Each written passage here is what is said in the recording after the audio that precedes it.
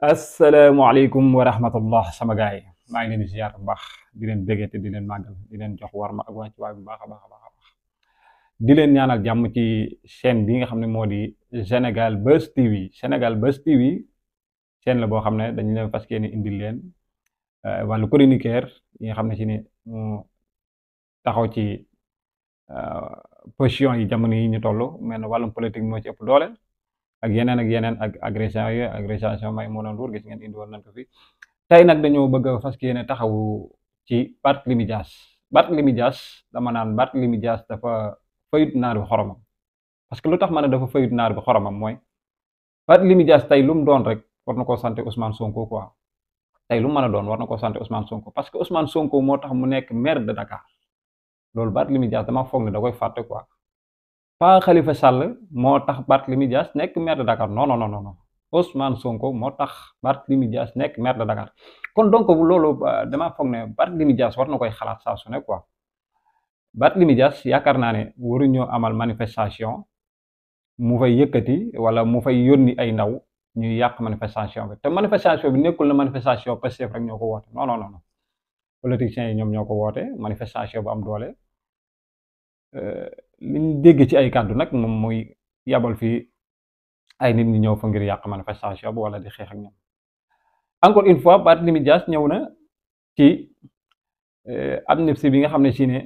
Macky Sall mi ngi ko bëgg a def te Macky Sall def gi mu ko bëgg a def dara taxul mu di ko def ngir boppam lu dul boppam moo tax mu di ko def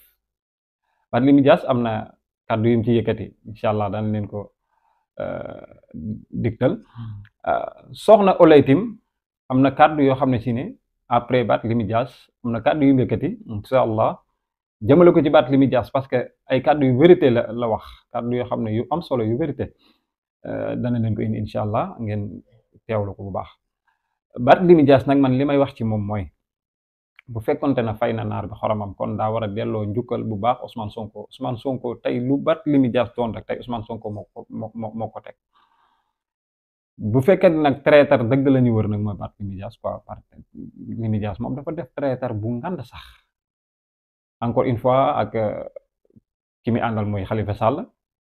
kooku itam maanaam donc moom it bokk na ci ñi nga xam ne si ne traiteur lañ def parce que ñoom ñoo lënkoo loon Ousmane Sonko ba tey ñu am ay député tey bu amee ay député tey grâce à Ousmane Sonko parce que moo ko may doole Ousmane Sonko daal dama foog ne gars yi ci boppam dañoo ñëw ci moom ngir am doole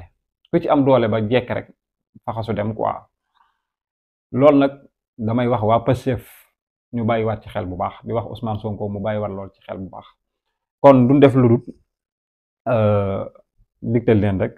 kàddu yi nga xam ne si ne moom la Barthélémy Dias yëkkati ngeen teewlu ko. Macky Sall nangul am sañ-sañ jël ay sambaaboy ngeen xam ne ni ñoo doon dem di songi ay kër kilifa mais dañuy taal seen kër yi dañuy taal seen oto yi wala dem jëli ji ay ñëpp ngeen xam ne dañuy yor cocktail molotov sànni ko ci ay bus ray fa ay doomu Sénégal ñu ne dañ leen di génne ndax lan parce que soi-disant dañuy diil loolu may wax ci. voilà yéen a ko déggandoo Barthélémy Dias man dama foog ne Barthélémy Dias bu fekkente ne nee na dañ doon taal ay cocktail molotov ci ay bus ak ay agressé ak ay ñaawteef yu ñaaw yu def maanaam kenn warul leen a bàyyi ci noonu quoi mais Barthélémy Dias moom xanaa dafa fàtte ne moom moo fi tiire fetal ci kaw moom daa fàtte lool moom moo fi yëkkati arme di ko tiire muy jëm ci kaw ci nit ñi ba tax Barthélémy Dias dama bëgg mu dal te xam ne lu mu mën a doon rek grâce à Ousmane Sonko quoi moom rek moo fi yëkkati arme di ko tiire wala muy yor ndox di yor arme di ko tirer ci kaw Barthélémy Dias mooy def loolu non kon donc. Barthélémy Dias bu d'accordul ci libération yi du gor ndax tey am na xale yu bari yoo xamante ne ci nu mu tërati keroog procès bi ci lañ daw di topp ci otom boobu bañ arrêté leen am na ñu bari ñoo xam ne ci procès Barthélémy Dias lañ leen jàppee ci détenu politique yi parce que Ousmane moo teel a woote ne xale yi nañ ko ñëw gunge moom ci boppam mu dem dugg ci oto baat xale yu bari topp ci oto yi di dem ay ñoom Moussa Sylla ñoom ñëpp ci lañ leen jàppee woon ci procès Barthélémy Dias ñoo ñu génn nañ tey kon bu nee ñooñu bu ñu génn ndax ay agré ñoom ñoo tax ñu taal dëkk beeg yooyu du gor te am nga gis nga nu mu tëddati Barth ñëpp mun nañ toog ne détenu politique ñi ñu bon la sauf moom ndax tey lay bëgg a wax ne discours na kenn war ko mais nañ taal nañ toj loolu ci moom lañ ko xamee ndax moom kese moom mooy nu mu tëddati mooy homme politique boo xamante ne dafay nekk ak askan wi di yëkkati ay armes di tirer ci kaw ak di tirer balle perdue kon tey bu ñu amoon ku ñuy denc de kaso moom lañ war a denc du xale yi. mais ni mu mën a tirer oui mais Ouleye mbirim lim lacc mu tirer ci kaw kon bu ñuy wax nu mu tëddati bu ñuy wax nit ku violent mënuñu wax keneen bàyyi fi baat. ndax xale yi manifestants yi manifestants yi kenn musulee na gis ñu yor. merci beaucoup ginnaaw bi ñu dégloo soxna Ouleye ba pare gis ngeen kàddu yi njëkkati jëmale ko ci Barthélémy Dias kàddu yu am solo kàddu yu dëgg kàddu yoo xam ne si ne wax dëgg yàlla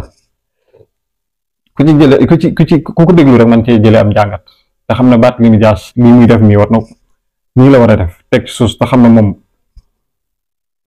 luy moom mooy njàg la luy jiig rek Barthélémy Dias mooy njàg la Barthélémy Dias dafa bëriwul rek mais bu ko rewoon moom nii muy doxale nii normalement waru ko woon a doxale quoi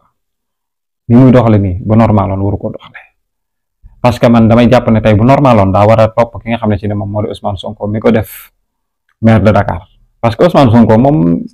gars yi dañuy topp ci ginnaawam am doole fakasu dem bàyyi ko fa loolu nag du wàllu góor quoi man loolu laa jàpp quoi kon donc mbokk yi ñu ngi leen di wax ngeen continuer di abonné ci suñu site bi di Sénégal Buzz TV